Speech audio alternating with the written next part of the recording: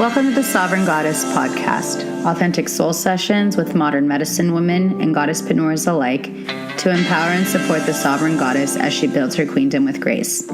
We are gathered here to support you as you embark on the journey to honor all facets of the human experience. It's my great pleasure to be with you today. I'm your host, Sabrina Riccio, Solistic Alchemist and Visionary behind Shamanessa Goddessa. As we embark on this vulnerable and authentic spiritual journey together, we are gathered here to recognize our divinity and radiate our truth. We are here to be the light we wish to see in the world. I invite you to relax, grab a cup of tea, clear the air and say a prayer with some plant medicines, and join us in our sacred ceremony. Deep bow, sister, for embarking on this beautiful journey with us. Now let's get started and allow the miracles to unfold.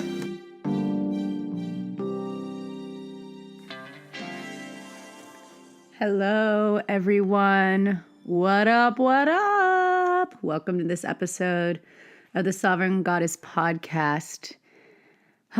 Mercury is direct. I don't know how your Mercury retrograde was, but with me being my sun and my moon ruled by Mercury, I've learned to really navigate through this time and see it as an opportunity for me to go back and revisit and realign. And I think with it being a new year and, really cutting through Christmas and the new year, now it feels like it's a new year. So happy new year. And it's perfect because we've got this full moon coming up. What's really awesome is that the next month, this whole month, the rest of January and a little bit into February, all of the planets are direct. So things are flowing. Your life should be flowing. This is the time for you to manifest, and there are no excuses now. You got to go for it. And we need your medicine more than ever. And it's really exciting because today's episode is a true gem. At least I feel so. I'm sure you will too. So today's episode, we have Guru Jagat. And she just released her newest book, Invincible Living, today. And I'm really excited because as a Kundalini Yoga teacher, a lot of people I tell, I'm like, oh, I'm a Kundalini Yoga teacher. And they're like, you're what? And to me, I found this in my first day of my 25th birthday. So of course my first day, but my first day of this new chapter, this new quarter of my life, I found Kundalini Yoga. And I had my first class in Encinitas, and I ended up doing my teacher training there at the Soul of Yoga.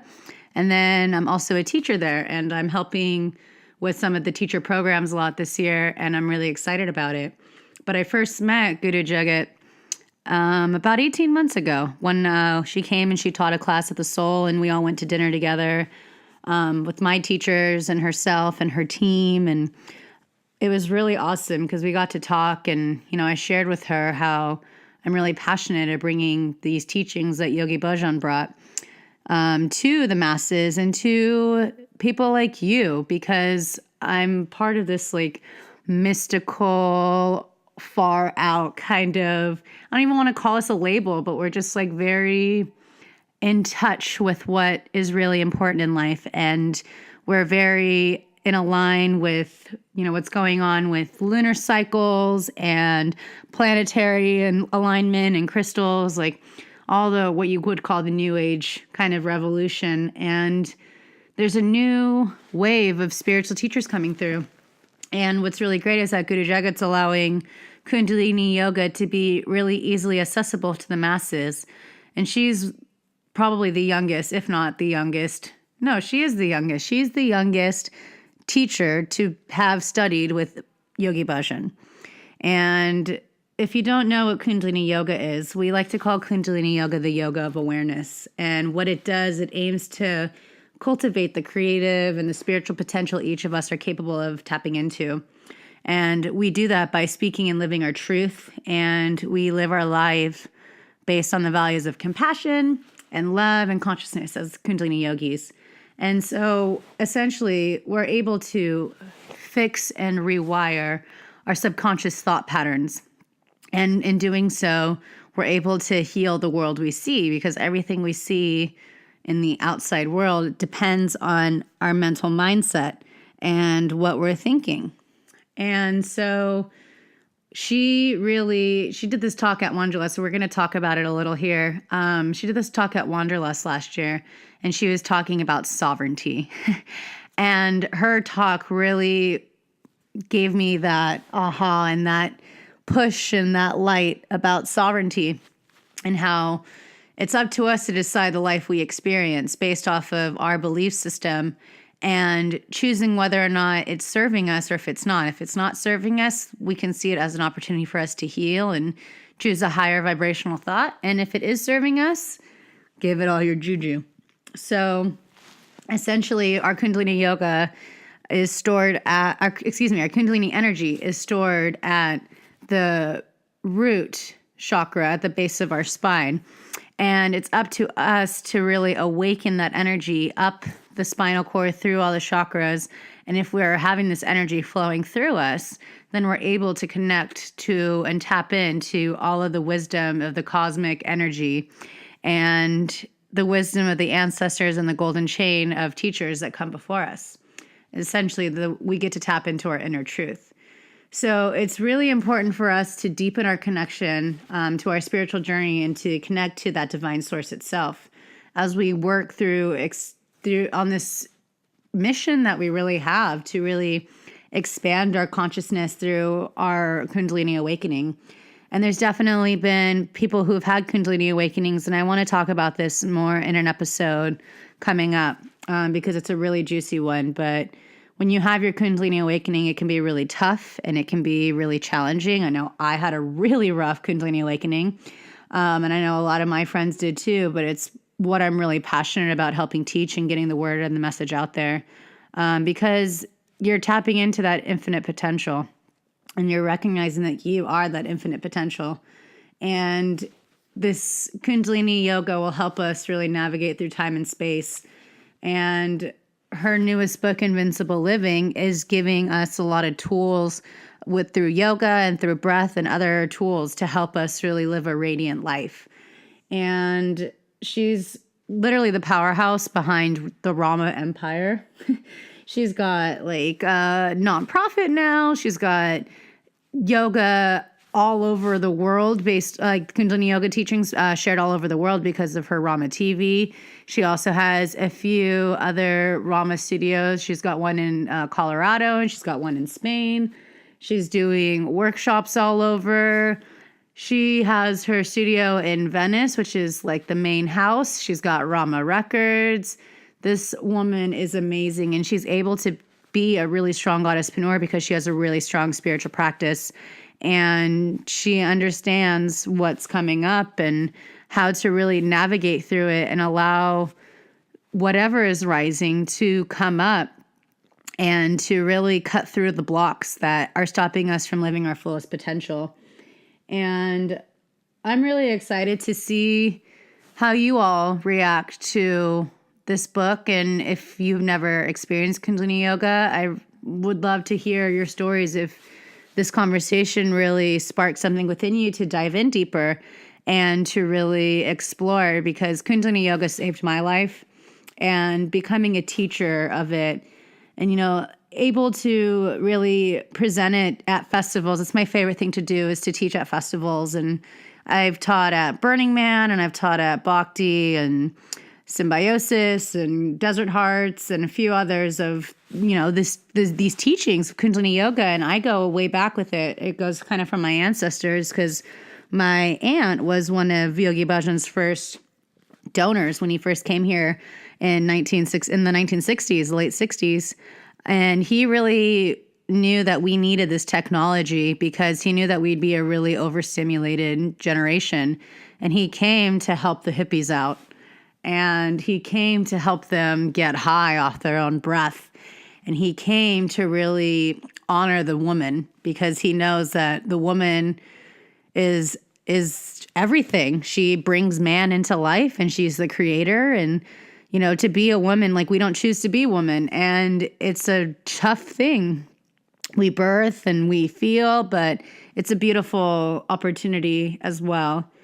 And I'm really excited again for you to hear this. And this is going to be a huge kickoff for how I really want to bring more Kundalini Yoga to you and to really present it to you because the time is now. And with everything that's happening this next week, and we're having a shift, here in the United States with our political system, and there's going to be a lot of triggers that are going to be coming up. And I really want to help you have the tools to help you navigate through it and to come out strong and to really allow yourself to be centered and be at peace, because all of this is happening for some divine plan. And we have to recognize and honor that. And we have to allow ourselves to be ourselves and to have nothing in the outside world stop us from radiating our truth and our light. And I'm really excited for this book, Invincible Living. And there's been a lot of talk about it. And for it to be finally released, it's a godsend because we need this medicine more than ever. So I invite you to relax, grab yourself a cup of tea, and you can burn some sage or some Palo Santo or some lavender, whatever plant medicines you need to just chill and relax and allow yourself to really dive into this conversation. And I invite you, if you've been loving this podcast, I invite you to leave us a review on iTunes and to subscribe. And you can always use the hashtag Sovereign Goddess to talk about it if there's any topic that that you want to bring up or any experience that you have. And I'm really excited for you, and I'm excited for us, and I'm excited for Kundalini Yoga and Guru Jagat and what we're all doing to really build our queendom with grace and to really help navigate and to help support one another during this very auspicious time. So relax, enjoy, and I'll be seeing you soon. Don't forget to reach out to me at Shamanessa Goddessa on Instagram. And you can also visit shamanessagoddessa.guru, or just released, we've got sovereigngoddesspodcast.com. Holla at your girl. I also wanted you to know that Gaia's Alchemy is now released, and I'm so excited. So we're going to be talking a little bit more about that, but enough of this chit chat. Let's get to the conversation. Sat Nam, sister. Hello, everyone. Welcome to this episode of the Sovereign Goddess Podcast, conversations with goddesspreneurs and medicine women to help inspire you to create your queendom with grace. My name's Sabrina Riccio, and I'm your host today. And I have the immense pleasure to share with you this conversation with one of my favorite teachers, a sister. And to me, I feel like this goddess is the ultimate goddesspreneur. She has created the Rama Empire, and it has allowed the teachings of Kundalini Yoga to be brought not just to California or LA or Spain or Colorado, but she's allowing us to bring these teachings to all over the world. And she recently just launched the Rama Institute, which is her nonprofit to help bring Kundalini Yoga and meditations to underprivileged areas. And today we're going to talk about her newest book, Invincible Living, which offers the power of yoga, the energy of breath, and other tools to help live a radiant and invincible life. So here with me is Guru Jagat. Yay! Hi, thanks for having me. Thank you so much for being here. And it's so funny because I was at acupuncture today, and I was talking to my acupuncturist, and we were talking about our charts, and I was like, I'm a Mars, and my Mars is in Cancer, and we're talking about like how we're very like, we want to like protect the people and bring it out. And I feel like that's a lot of what you're doing with Rama and bringing these teachings of Kundalini Yoga to help us be able to navigate through this Aquarian age with grace and to really allow us to tap in to our fullest potential, because we only use about 3% of our DNA. And so I know with my experience with Kundalini Yoga, it's allowed me to open up and reach levels I never thought possible. So I would love for you to talk about how this practice has allowed you to really build this empire in such a short time. Well, first of all, I have Mars in Cancer as well. And I was talking to somebody else about that. I was talking to my friend Ruby from the Numinous. She also has Mars in Cancer, and so does Donald Trump, actually. And we were just talking. So maybe we can help him. Well, we're just talking about, I mean, men who have a lot of Cancer in their charts tend to have to overcompensate, but I think he's actually kind of a softie. But anyways, besides the point, Kundalini Yoga and meditation, it's an expediter. So it's so fast, it's so efficient. I think Yogi Bhajan was the big futurist, the master teacher who brought these teachings to the West. I think he was a futurist. I know that he knew that we were going to be in the age of the tweet and even smaller, the gram, the tweet, the, snap. And that so much of the kind of, especially the future, the new souls and the younger people, their whole kind of operating systems were going to be kind of trained on these short little kind of snippets. And so he gave all this very efficient, very fast, effective kind of tools to help activate humans and allow for humans to be happy and allow for us to kind of be as creative as we're meant to be and do what we're supposed to be do and be what we're supposed to do and be on the planet. So in my own personal journey, my relationship with first Yogi Bhajan and then my teacher Hari Jivan, and my relationship with myself and the discovery of whatever that means on a daily basis through my personal practice has very much been the foundation of every single thing that I've done. And so I feel really, really grateful. And through that immense amount of gratitude I have for what's been given to me so freely. I create every day in ways that I can give these teachings to people who maybe don't want to touch their toes or don't want to be spiritual or don't want to have to deal with just all the pitfalls, I think, of the spiritual / religious / kind of yoga world and wellness world.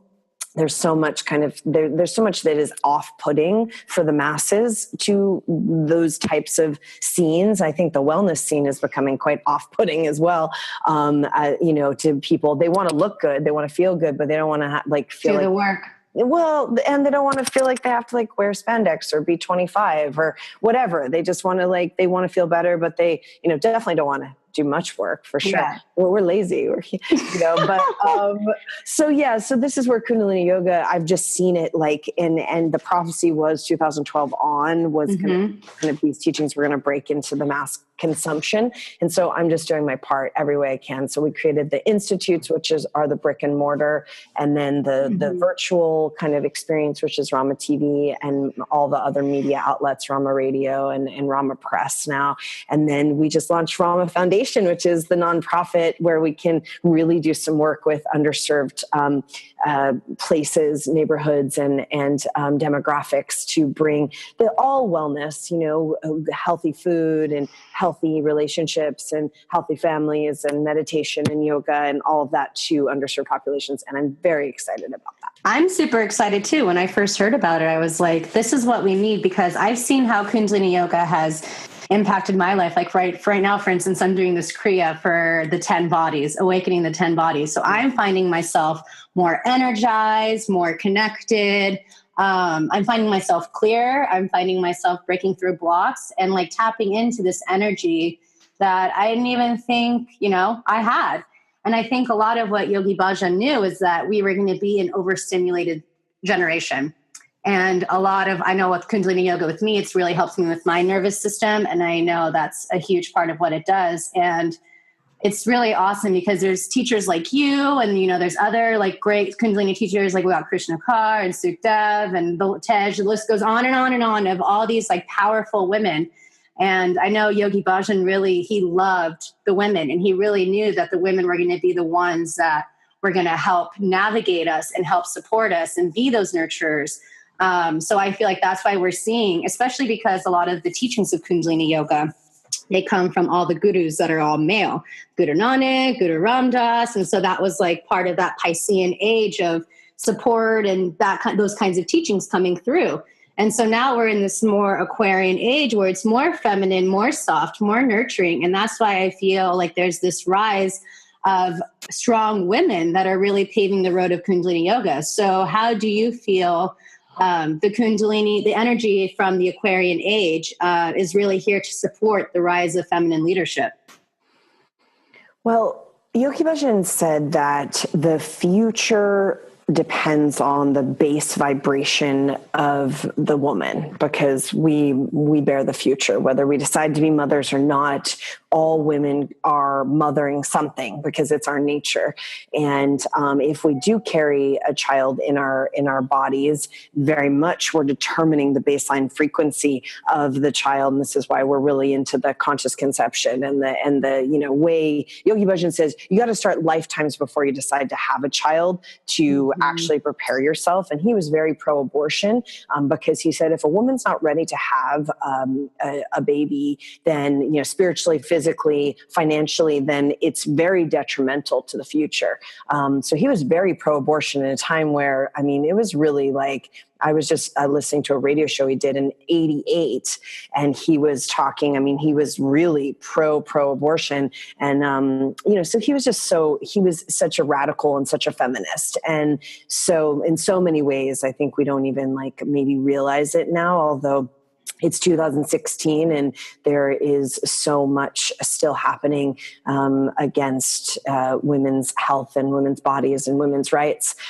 So we still have a lot, very far to go. Yeah. However, we're on our way, yeah. and women do determine this baseline frequency. And so it's really one of the only things we can do to change a future is to give children the self-concept that they love themselves, that they feel secure in themselves. Because if we focus on that for a generation, then in 20 years or so, there's not going to be a bunch of crazy, insane nut cases running around, running the world with their finger on the trigger of nuclear warheads. And that's, if we can make it that long, that's what we need. We need the future being people who love themselves. And because they love themselves, they're not inclined to blow other people up. It's just, it's not kind of... What a concept. It's not like the thing. So I think that's part of the reason why the women have to kind of, come up now, because we determine that frequency of the future. And it's really, really important. We're at a very auspicious time in human history. So I think that's one of the biggest things. And he and the Dalai Lama have spoken of it, and many other... The world will be saved by the Western woman. Yeah. Yeah, and it's interesting because I know with my own journey, I've been focusing on clearing a lot of my own ancestral karma and my womb healing, because I've seen firsthand, it gets passed down. Like my mother was carrying me when she was in her mother's womb. And so I feel like with me, I've been really focused on breaking the cycles and to heal so that I can go ahead and heal the generations that come before us. And I feel like that's why so many women in today's day and age are really taking the time to heal themselves and honor themselves before they're having children. Because that's part of that, having the, what they want and knowing where they want to see their future and their children. And I think a lot with the way that Neptune's going to be with a lot of these babies coming in, this generation of kids that are going to come in during this next 10 years or so, they're going to be extremely spiritual. So I feel like we're really paving the road now and helping clear the cosmos for them to come in. And I know that's a lot of the sutra for 2017. 2016 was a time of compassion. And I feel like we had to really go through the shithole that we did of the election, because it was an opportunity for us to be more compassionate, to be more loving, to be more caring to ourselves and to others. Yeah, well, there definitely is as the divine feminine kind of rises in the collective psyche, it's a polarity planet. So, and one of the things Yogi Bhajan talked about was that as we move into this kind of Aquarian age and also the ending of the Kali Yuga and kind of these big cycles of time, there's been so much violence that's been enacted between the sexes, that there's a huge amount of healing that has to happen. And so he gave a lot of practices for that and a lot of mantras for that to actually heal between the mother and father trips and male and female and the parts of ourselves, the kind of aspects of ourselves that are both masculine and feminine. So definitely this is part part of the wellness movement, that more people understand that we will not have an experience of peace if we can't kind of find that in ourselves at a moment's notice. So it's a very important time to incarnate. And I think, I'm excited. It's exciting, and also I think you're talking that these Neptune and Pisces babies, is that what you mean? Exactly. Neptune and Pisces particularly is very much like an incarnation of having already been through a lot of spiritual kind of attainment. So I haven't looked at it that way, but I can see that these new babies and hopefully they're coming into Rama. I'm always seeing you post photos of babies, and I'm like, oh, it's so awesome. There's so many babies being born in Rama, like that. It's definitely happening, and it's beautiful. I love it. It's so fun to watch. So, we're talking about this sutra for next year or for 2017, and it's Vibrate the Cosmos, and the Cosmos shall clear the path. So I know your book, Invincible Living, is coming out during this new sutra. So how do you feel like this book can really help us vibrate the cosmos so it can clear the path? Well, I don't know. I could be wrong, but I think that I don't think that Yogi Bhajan particularly prescribed the sutras to any year. So I don't think that's coming from Yogi Bhajan. I think it might just be coming from whoever. But I personally, my relationship with the 5 sutras is that even if you took one of these sutras and lived it to its fullest, and you took that as like the prescription of your lifetime, you would become a living saint. Like it's really, and sutra means not. So you're just like the practice. And so all of them have such profound teaching just in a couple of words. So, vibrate the cosmos and the cosmos shall clear the way. Everything's a vibrational frequency. And I think that this is part of why the sound kind of, science is starting to open up. White Sun, Hari Jeevan and Guru Jasa's band just got Grammy nominated for their incredible album White Sun 2. And I think that that's part of, we're starting to see that these sound codes are rising in the kind of mass consumptive arena. So the way that, I really believe that the way that the whole kind of evolution of human consciousness is going to happen is through vibration.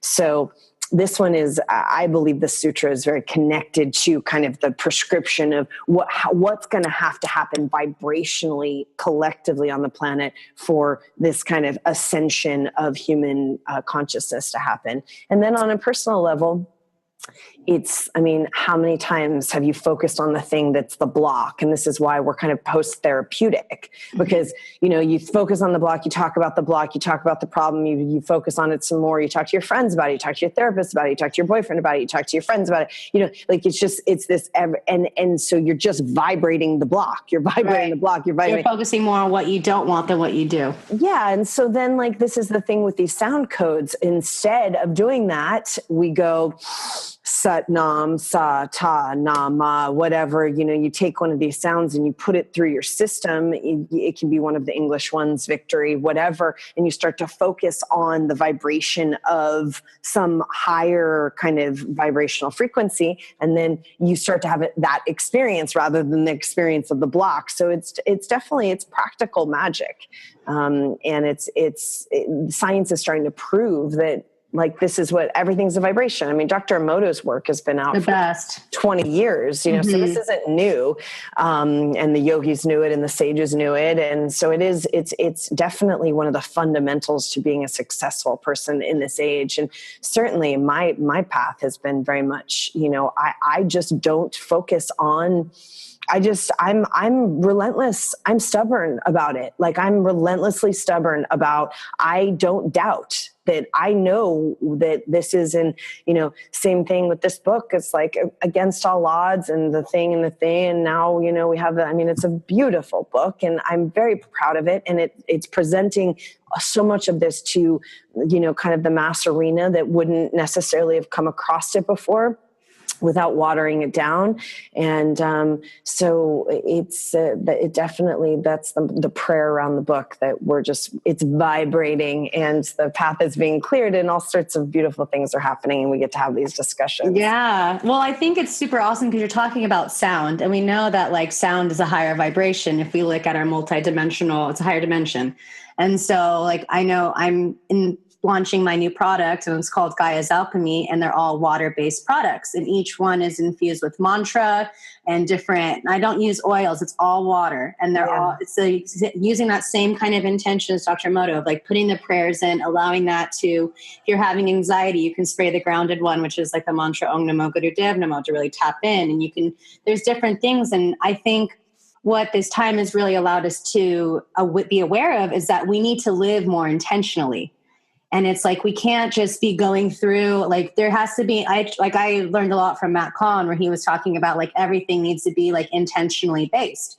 And it's like, even if like there's someone you want to be like, oh, fuck you, you know, like that's not what's going to help. So you like use that same energy, and it's transmuting that energy and be like, bless you, you know? And it's like being more aware of the words that we're saying, because that's part of that sound current. The words we're telling ourselves, like putting blessings on the food we're eating, blessings on all those people, and recognizing that if other, you know, the biggest one, that sutra I always go back to, is recognize the other person is you. And so when I go to that one, especially when I'm feeling like angst against someone, I'm like, okay, the other person is me. They're showing up in my life to try to show me and teach me a lesson that I haven't really touched upon yet. And I recognize that it's their inner child that's really coming out. And I feel like a lot of Kundalini Yoga allows us to really heal that inner child, because it helps us balance that lower triangle. And I think that is part of a huge thing that we really need to do. It's part of our nervous system. It's part of like clearing those blocks of like, you know, the security, and finding that security within ourselves, but through our spiritual practice, and you know, through our actions and intentions, and creating something that's more of what, in alignment of what you do want and not what you don't want, and having like healing your sensuality. And I think a lot of women, this is something I really want to talk to you about, because I feel like a lot of women up until recently, we've been so dominated by our masculine energy. Mm-hmm. And so now like we're realizing that we need to be more in touch with our feminine side. So a lot of Kundalini Yoga is about balancing that masculine and feminine energy within us. So how would you feel? What do you think about how we were so like driven in this like patriarch to like compete with the men, and now we're becoming softer and more gentle? Well, I would say, first of all, you know, recognizing that the other person is you is like one of the highest spiritual teachings. I mean, it's what all spiritual teachings are based on. It's all of Buddha's teachings. It's all of Krishna's teachings. It's all of, I mean, you know, we're just like, go down the line. It's the ultimate religion. It's the ultimate teaching. And so I mean, this is what I mean by the sutras. It's like we've just named two of them. And if you just took one of them and like put your whole life into that practice, you would become a living saint. So it's really quite a, you know, good for you, because it's quite a practice. And it's been a journey. Thank God for sadhana. It's huge. And so in terms of this, I was teaching a lot about this weekend in my women's course, Immense Grace. And Yogi Bhajan said that basically the biggest issue with women, modern women, is that we don't choose to be a woman. So we are not making the choice to be a woman, and a woman is not equal to a man. Women and men are not equal. And that's like this kind of feminist and post-feminist rhetoric is, you know, this whole kind of equality thing, but we're actually not equal. We're totally unique and different. And so that's kind of, I think, like a not popular thing to say in the kind of conversation. However, very defensive.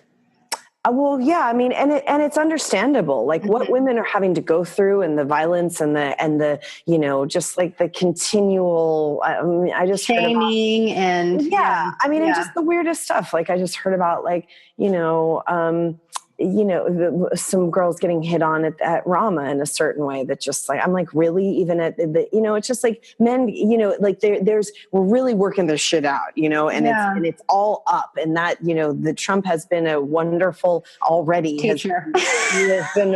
He's bringing all this to the surface, which has been bubbling. So Yogi Bhajan says, women don't make the choice to be women. And so they basically are living, in a man's world and being in a man's world rather than creating a woman's world. And I think what you're describing is what I would call we're creating a woman's world now. Now it's been some painful moments here, but one of the things that happened, in my opinion, in the election was that Hillary has been so entrenched in having to live in a man's world that the broadcast was not from that kind of feminine divine mother space. And that is the quality that is going to turn the thing around. And so she's lived so long, and, bless her, because it's been such a journey and a challenge. She's sacrificed so much, and she is such a brilliant woman and a brilliant mother. And I have a lot of respect for her. However, it's been her whole career has been entrenched in living in a man's world. So his thing was like, choose to be a woman and then make it a woman's world, and the men will bow down to you. They have to, not in a weird way. It's the radiance. It's the radiance, and it's also they intrinsically know that they are born of woman. So their limbic systems actually understand that. And if women actually like take that we're going to create now kind of the world of what it, a woman's world is protecting children and taking care of all. And, that's just the way the women are. And you watch Orange is the New Black. I loved that about it when it first came out. It was like, even in a women's prison, what do women do? They create community. That's just what women do. That's just, they may fight and there may be some drama and like whatever, but they create community. And so that's kind of what we have to do now and so that's why women's work is so important and men's work is so important. My boyfriend is an incredible men's teacher. It's so important to be with men and get stronger and remember, the heart and the nobility of man, and the same thing, the dignity of woman and how to really choose to be a woman on a daily basis. And I think one of the requirements is friendship and intimacy between women. Right. And I think, I remember when we first met, I was telling you that I'm working on bringing a lot of these Kundalini teachings to music festivals and making it more accessible for people who are curious, but may be too afraid to step into a yoga studio, especially Kundalini, because they're like, this is the weirdest shit because we do weird things. And so I know a lot of what my friends and I were talking about is creating red tents at these festivals. To really help support and to bring people in to help these women navigate through and to teach them and to help remind them, that's all about community. And then eventually we also want to have a men's group. But I feel like a lot of what we talked about, it's like the women that are going to help pave the road. And then once the men see that the women are doing it, they're going to be also more interested as well. Yeah. They're going to want to be like, ooh, like these women are like radiating. I want to know, they're coming in community together. And I think a lot of men, there's a lot of pain because they weren't allowed to express their emotions growing up. And it's like, be a man, toughen up. And so I feel I know with a lot of men in my life, they're becoming more sensitive and more soft during this time. And so I feel like these women are here to help, support them going through this and kind of being the ma in that sense too. And with Hillary, I feel like the biggest thing why it didn't happen either is because that's part of the old patriarch too, is paying respect to just one person. It can't be just having this one person on a pedestal anymore. It has to be kind of this collective thing. And I feel like as women, we needed to come together and not just rely just solely on one woman to lead the way. This is about us coming together and having this unity and realizing that there's no separation, no hierarchy of more powerful women and not so powerful women, because all women are powerful. Yeah, I mean, I don't know. I don't know about that, because I think that in order to lead a civilization, you have to have leaders. Right. So no, I hear you. I don't know about that. I don't, maybe I'm too entrenched in the old age. I mean, you people have to be behind leaders. Right. but we do need some real, I think, but what I'm saying, it's like, it's going to be like a group of leaders. I don't think it's going to be one specific leader because it's a lot to handle. Yeah. It's a lot. And so there was something that's so funny because, this podcast is called The Sovereign Goddess. Yes. And what really started, like, this has been my buzzword of 2016. And I know what really started it for me was I was watching this conversation that you had at Wanderlust Speakeasy, and you were talking about sovereignty. Yeah. So after, all this uproar, it's like, how can we choose to live a life of sovereignty as we navigate through this time? And what does that sovereignty mean to you?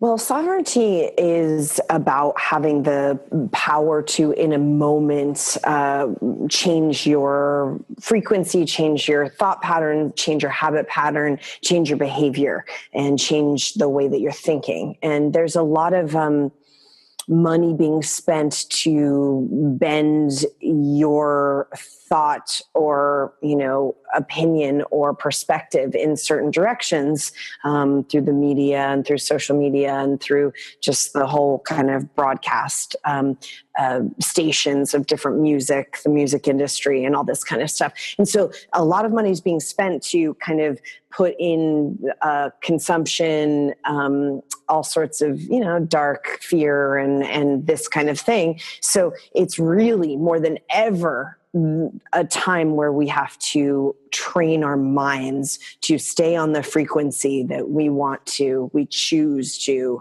have, and the reality we choose to create. And it takes a lot of strength. So then that's where we get we have to have deep breath and a deep nervous system and steadiness and a rhythmic intelligence. And that doesn't just come like from, waking up in the morning and drinking some coffee and eating croissant. Like, you have to train yourself. And this is like a true kind of, Star Wars is nonfiction. This is a true moment where you got to train your system to look towards the light, else you will be drawn into the dark and the fear and there's a lot of money being spent so that you do, because when our immune systems are depleted and we're afraid and we're scattered and our brains aren't clear, we make decisions that aren't for our best and definitely not for the best of people around us. So it's a very important time to have some sort of practice where you can clear your mind, you can strengthen your body, you can strengthen your nervous system, and you can be in a space where you have sovereignty over what you're thinking.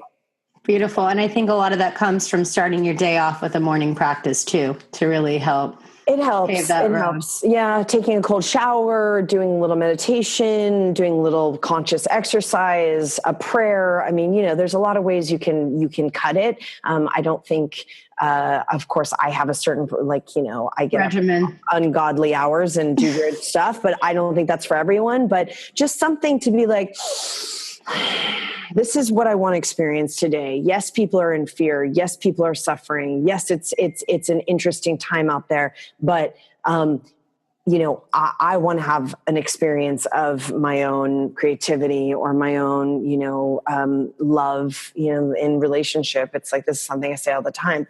If you want to experience love, you have to decide that that's like, you're going to experience love more than you're going to experience someone else's moods or bad behaviors or what you thought they were going to do, but they didn't do, or when they texted or when they called or when they didn't do. You need all this, all the mundane stuff.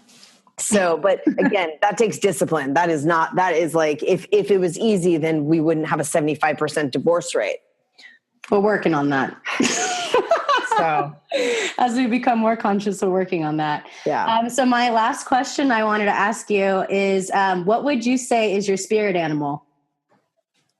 Jaguar. Yes.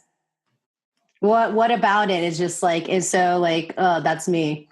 Well, I've always resonated with the Jaguar, and then I've had a couple of strange experiences. And as well as, Mel Gibson is not well liked, but that movie he made, Apocalypto, is pretty, profound in some ways. And there was this character in it. The main character was named Jaguar Paw, and the line was, "Do not be afraid, Jaguar Paw." And I really felt like when I watched that, I was like that felt like a message to me. It's just like, you just keep going. Like, do not waste your energy or your life on fear. It's such a waste of time. Like, if we're going to, like, if it's going to whatever's going to happen is going to happen, but we might as well enjoy it instead of being afraid. So that was that. And then Yogi Bhajan named me Guru Jagat, which has a bit of a jaguar vibe as well. So yeah, that's kind of those are my messages. I think that's even great advice for us, is just to like recognize the fear, honor it, transmute it. Cause I know, like, with my spiritual name is Shivinder.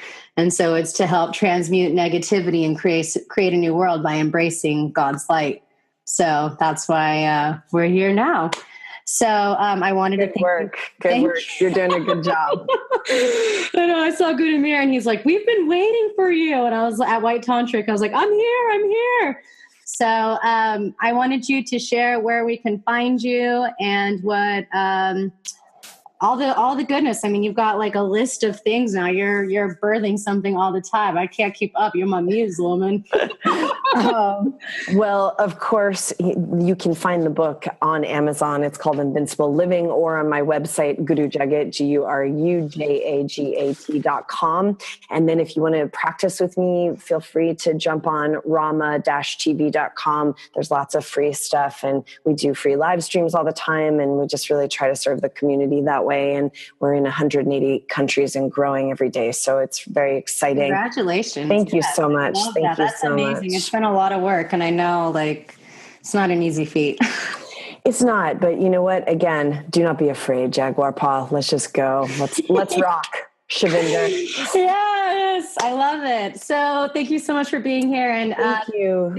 I mean, I'm so grateful, and I'm a huge fan of what you're doing, and it's really inspiring to see, you just staying committed, doing your dharma, and recognizing the power of this technology and how we can really help shift this paradigm. So thank you for being one of the ultimate paradigm shifters right now, because it's real and it's happening.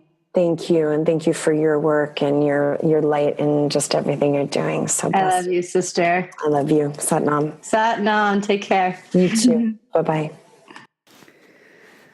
Woo. Good one, huh?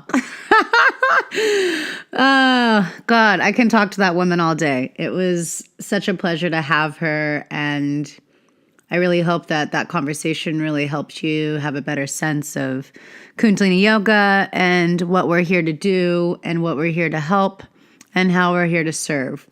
So if you want to learn more about Guru Jagat and Rama, you can visit sovereigngoddesspodcast.com. And again, I talked about it a little bit in the intro, and we talked about it a little bit in the conversation, but Gaia's Alchemy is now released. And so you can purchase your bottle of sacred smudge spray water by visiting shamanessagadesa.guru/Gaia's Alchemy. And I'm really excited because 5% of each blend is being donated to a different nonprofit. So this is all about conscious business and, really putting our money to causes that are really near and dear to our hearts. And all of these nonprofits, they all mean something to me. And I'm going to dive in a little deeper about which each one and why I chose each one. But it's been a 2-year journey. And so now here we are. I wanted to thank you again for listening. Stay tuned for next week's episode. And don't forget to leave us a comment and a review on iTunes if you loved it. Thank you so much for being here and for taking the time. I hope you have a beautiful, beautiful, beautiful full moon. Allow yourself to release what no longer serves and make room for all of the juiciness that's to come. Take care. Mwah. I love you. Sat Nam. Beautiful. Radiate your light. Build your queendom. Go out there and share your medicine. I love you. Have a good one.